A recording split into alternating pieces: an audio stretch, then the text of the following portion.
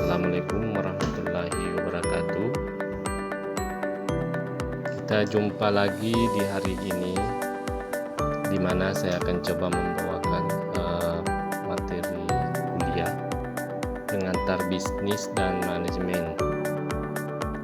Di pertemuan kali ini kita akan membahas tentang manajemen pemasaran. Sebelum kita masuk di materi pembahasan, adapun tujuan dari pembahasan ini yaitu mahasiswa dapat memahami apa itu manajemen pemasaran dan setidaknya nanti dapat mengetahui langkah-langkah dalam penerapan manajemen pemasaran itu sendiri. Jadi kita nantinya dapat memahami apa definisi dari manajemen pemasaran itu sendiri. Selanjutnya, sebelum kita masuk ke materi, saya mau tanya dulu keadaan apa kabar hari ini semua? Ya, alhamdulillah baik saja ya, dan keadaan sehat walafiat. Ya, terima kasih. Kita langsung ke materi pertama, menyangkut tentang pengertian manajemen pemasaran. Jadi manajemen pemasaran adalah proses analisis. Setelah dianalisis, kemudian perencanaan, pelaksanaan, dan pengendalian. Berbagai strategi pemasaran yang dirancang untuk menciptakan, membangun, dan mempertahankan hubungan yang menguntungkan dengan pelanggan, sasaran, demi mencapai tujuan organisasi atau perusahaan. Jadi pada manajemen pemasaran ini adalah rangkaian proses yang dibangun oleh perusahaan untuk mempertahankan hubungan dengan pelanggan. Jadi dengan bertahannya hubungan pelanggan ini itu berdampak menguntungkan untuk perusahaan itu sendiri. Di sini menurut Kotler dan Keller, manajemen pemasaran adalah seni dan ilmu dalam memilih pasar sasaran serta mendapatkan, mempertahankan, dan menumbuhkan pelanggan melalui penciptaan, penyampaian, dan komunikasi nilai pelanggan yang unggul. Pertanyaan selanjutnya kita bertanya, apa komponen utama dalam manajemen pemasaran? Jadi komponen utama dari manajemen pemasaran itu yang pertama yaitu perencanaan pemasaran yang terdiri dari menyusun strategi dan tujuan pemasaran. Kemudian yang kedua yaitu kita menganalisis pasar. Jadi kita harus memahami apa kebutuhan dan perilaku konsumen. Jadi kita analisis pasarnya lagi. Itu istilahnya market analysis. Dan yang ketiga yaitu segmentasi pasar. Jadi di mana segmentasi pasar ini dia mengelompokkan pasar berdasarkan karakteristik tertentu. Ya. Selanjutnya dari pengelompokan pasar ini ada 4 kelompok yang bisa kita dapat, yaitu secara demografi, geografis, dan psikografis, kemudian perilaku. Yang dimana secara demografis ini yaitu berdasarkan usia, jenis kelamin, pendapatan, pendidikan, dan lain-lain. Kalau yang geografis itu berdasarkan gaya hidup, nilai, serta kepribadian. Kalau menyangkut psikografis yaitu kebiasaan membeli. Jadi kita lihat apa kebiasaan pelanggan, kemudian loyalitasnya, dan manfaat apa yang dicari oleh pelanggan, itu maksudnya. Dan yang terakhir yaitu tentang kelompok perilaku. Jadi kita melihat pasar dari kartunya itu berdasarkan kebiasaannya membeli, kemudian loyalitasnya, serta bagaimana pelanggan ini manfaat apa yang dicari dari produk-produk itu. Lalu yang keempat yaitu penetapan harga. Jadi dalam menetapkan harga ini kita menentukan harga yang kompetitif dan sesuai nilai produk. Jadi sebelum produk ini dipasarkan, kita tentukan dulu harga. Jadi harga yang berapa nilai yang kita tentukan sehingga konsumen ini bisa membeli barang kita. Ya, jadi ada poin-poin tersendiri pada saat kita menentukan harga. Kemudian yang kelima yaitu distribusi.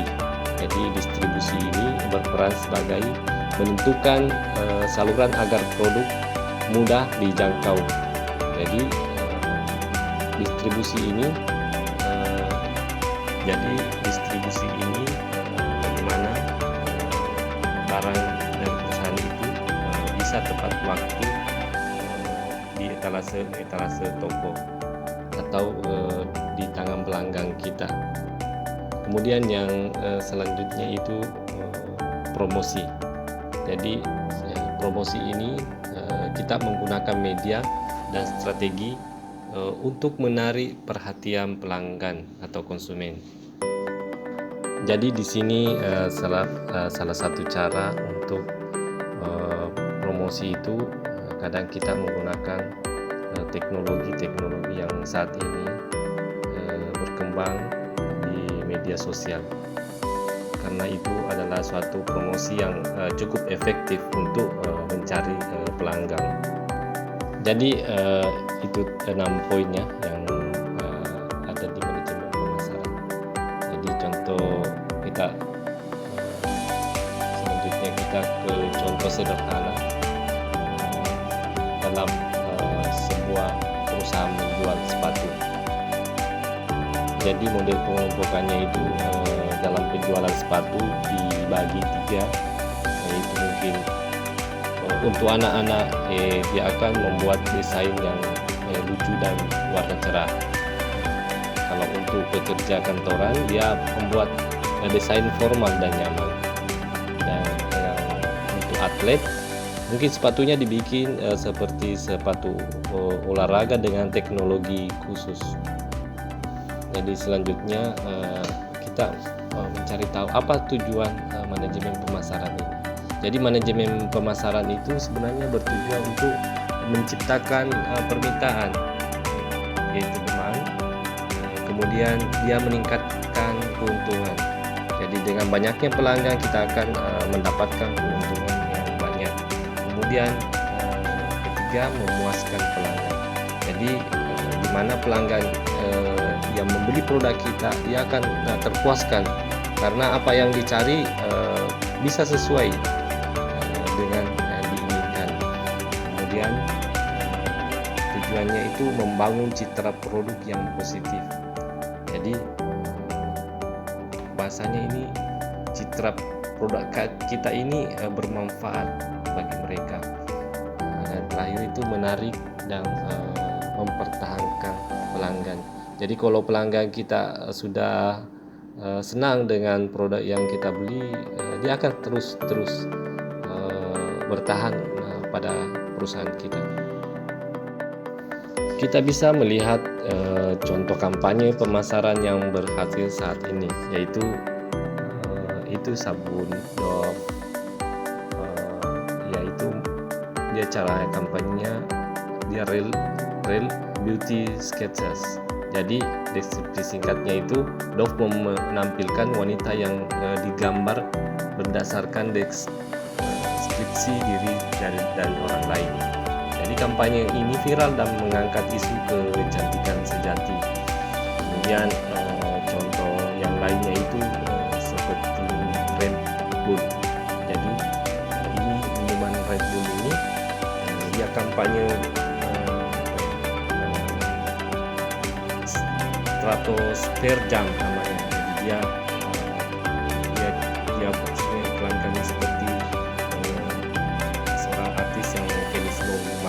ini terjun dari ketinggian 39 meter. Jadi dia disiarkan langsung di YouTube. Nah, hal ini membuat konsumen melihat Red Bull ini berani kayak berarti kalau kita minum Red Bull ini kita bisa berani seperti itu hasilnya. Selanjutnya ada ALS.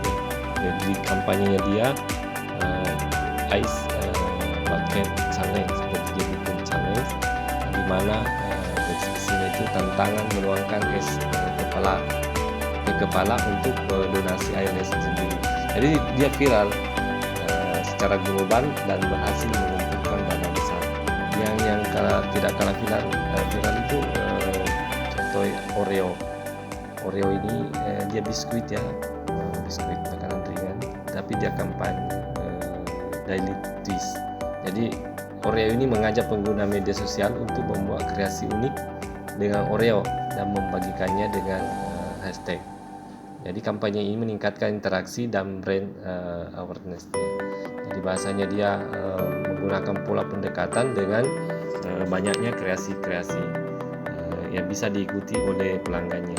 Selanjutnya kita lihat kunci sukses kampanye pemasaran. Jadi kampanye pemasarannya itu dia bagaimana emosi dan relevan. Jadi bagaimana menyentuh perasaan audiens.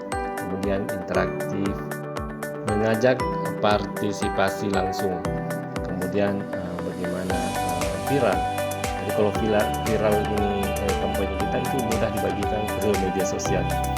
Selanjutnya kreatif dan unik. Jadi bagaimana kita membuat promosi kita itu berbeda dengan kompetitor lain. Jadi itu beberapa gambaran singkat tentang manajemen pemasaran.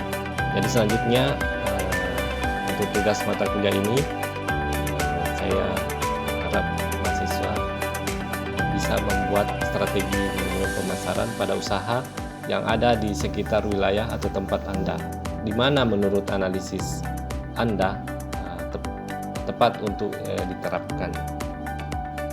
Kesimpulan dari manajemen pemasaran yaitu manajemen pemasaran bukan sekedar menjual produk, tetapi tentang menciptakan nilai dan membangun hubungan yang saling menguntungkan antara perusahaan dan pelanggan. Jadi keberhasilan pemasaran ditentukan oleh seberapa baik perusahaan memahami pasar dan mampu meresponnya secara efektif dan efisien. Jadi sebelum saya tutup, mari kita sama-sama membaca hamdalah.